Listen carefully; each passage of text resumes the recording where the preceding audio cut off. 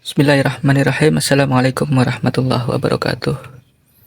Selamat pagi Bapak Ibu sekalian. Bagaimana kabarnya? Mudah-mudahan selalu dalam lindungan Allah Subhanahu wa taala, selalu diberikan kesehatan. Mudah-mudahan diberikan kelancaran dalam setiap aktivitas kita. Burung ilmu kali ini akan memberikan informasi terkait dengan penulisan hasil perhitungan suara lanjutan dari bagian 1 yang sudah saya sampaikan. Kali ini terkait dengan data penggunaan surat suara. Nah, ini teman-teman. Yang pertama diisi sesuai dengan jumlah surat suara yang diterima di TPS. Nah, jadi teman-teman harus mengecek terlebih dahulu ketika kotak suara sudah datang di TPS. Silahkan teman-teman hitung berurutan dari Presiden, DPR RI, DPD, DPRD Provinsi, dan DPRD Kabupaten. Jumlahnya surat suaranya dihitung supaya nanti saat perhitungan C hasil tidak selisih atau tidak salah. Yang kedua diisi sesuai dengan surat suara yang digunakan pemilih DPT, DPTB, dan DPK apabila ada DPTB dan DPK.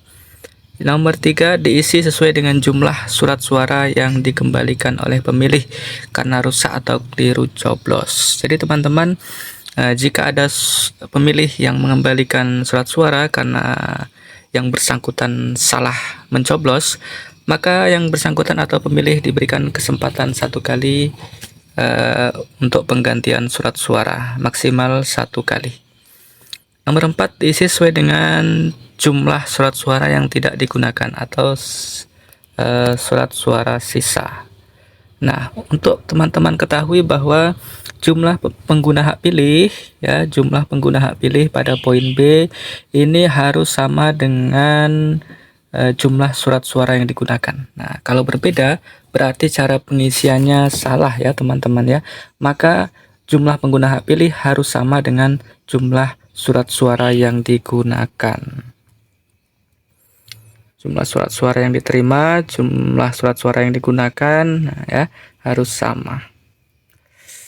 Kemudian yang selanjutnya adalah pengisian data suara sah dan tidak sah. Diisi sesuai dengan total jumlah suara sah.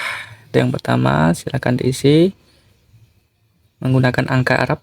Yang kedua diisi dengan total jumlah suara tidak sah. Nah, diisi juga menggunakan angka Arab. Kemudian diisi dengan total jumlah suara sah dan suara tidak sah. Nah, yang paling pojok kanan bagian kanan, kolom bagian kanan ini diisi menggunakan titik digital ya. Yang jumlah tiap baris ini menggunakan angka Arab. Ini teman-teman ya, harus dicatat. Jumlah seluruh suara sah dan tidak sah ini merupakan gabungan dari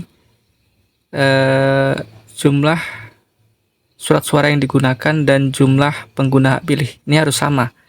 Nah ya teman-teman ya, harus sama. Jumlah suara sah dan tidak sah ini harus sama dengan jumlah pengguna hak pilih, harus sama dengan jumlah surat suara yang digunakan. Catatan jumlah seluruh surat suara sah dan suara tidak sah sama dengan jumlah pengguna hak pilih dan jumlah surat suara yang digunakan. Ini harus teman-teman pahami. Baik, demikian mudah-mudahan bermanfaat. Wassalamualaikum warahmatullahi wabarakatuh.